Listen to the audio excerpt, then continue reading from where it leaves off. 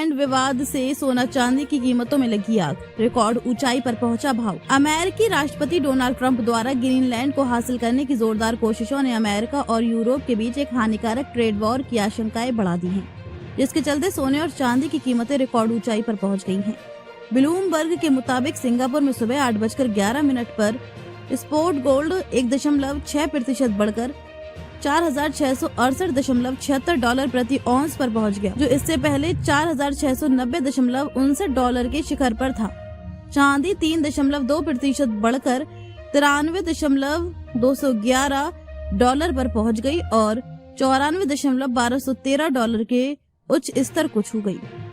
Platinum और palladium में भी बढ़त रही। ब्लूमबर्ग डॉलर स्पॉट इंडेक्स 0.1% घटा। ट्रंप ने कहा है कि वे 8 यूरोपीय देशों, जिनमें फ्रांस, जर्मनी और ब्रिटेन शामिल हैं, पर टैरिफ लगाएंगे, जिन्होंने ग्रीनलैंड को हासिल करने की उनकी योजना का विरोध किया है। ये 10% शुल्क 1 फरवरी से लागू होगा और जून तक बढ़कर 25% हो जाएगा। इस कदम ने बचाव साधन के रूप में कीमती धातुओं की मांग को बढ़ावा दिया है। यूरोपीय नेता आने वाले दिनों में एक आपातकालीन बैठक करेंगे, क्योंकि वे संभावित उपायों पर विचार कर रहे हैं। वार्ताओं से जुड़े ब्लूमबर्ग के सूत्रों के अनुसार सदस्य देश प्रतिक्रिया देने के कई विकल्पों पर चर्चा कर रहे हैं, जिनमें अमेरिकी माल पर 93 अरब यूरो, 108 अरब डॉलर का प्रतिशोधी शुल्क लगाना भी शामिल है।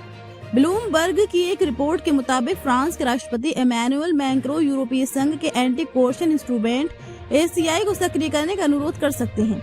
ACI ब्लॉक का सबसे शक्तिशाली प्रतिशोधी उपकरण है और ये EU को जबरदस्ती के व्यापार उपायों के जवाब में कई कदम उठाने की अनुमति देता है। मेलबर्न स्थित capital.com के एक विश्लेषक काइल रोड्डा ने कहा, भू राजनीतिक जोखिम लगातार बढ़ रहे हैं। नई व्यापार अनिश्चितता विकास की संभावनाओं को कमजोर कर रही है और अमेरिकी विदेश नीति अमेरिकी डॉलर ने विश्वास को कम कर रही है। ये सोने और चांदी के लिए एक आदर्श मिश्रण है।